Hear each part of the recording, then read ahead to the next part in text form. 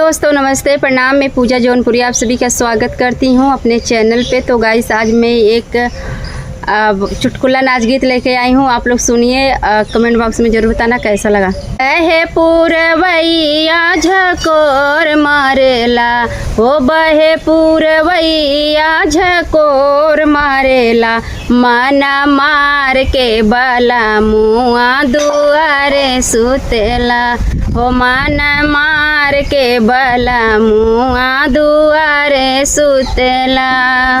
सासू जी के बोलिया ऐसन लागेला, हो सासू जी के बोलिया ऐसन लागेला, जैसे आगिया के आचिया लवार लागेला, हो जैसे आगिया के आचिया लवार लागेला।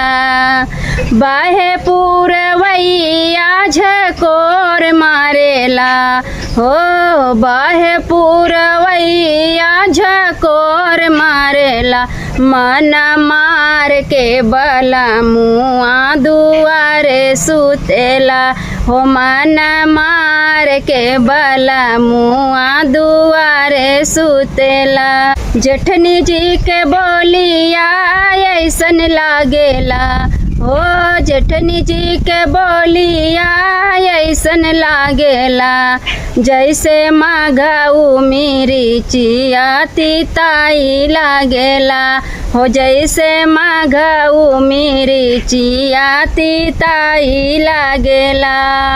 बहे पूरवैया झकोर मारेला, हो बहे पूरवैया झकोर मारेला, माना मार के बाला मुआ दुआरे सुतेला, हो माना मार के बाला मुआ दुआरे सुतेला। ननद जी के बोलिया ऐसन लागेला, हो ननद जी के बोलिया ऐसन लागेला, जैसे नागिनी के काटल बिसाइल लागेला, हो जैसे नागिनी के काटल बिसाइल लागेला।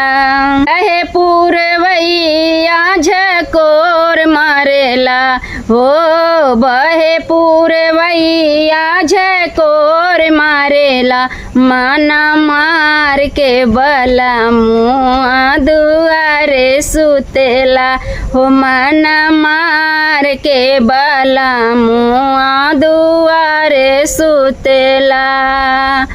पिया जी के बोलिया ऐसन लागेला, हो पिया जी के बोलिया ऐसन लागेला, जैसे ताजी जलेबिया मिठाई लगेला, हो जैसे ताजी जलेबिया मिठाई लगेला।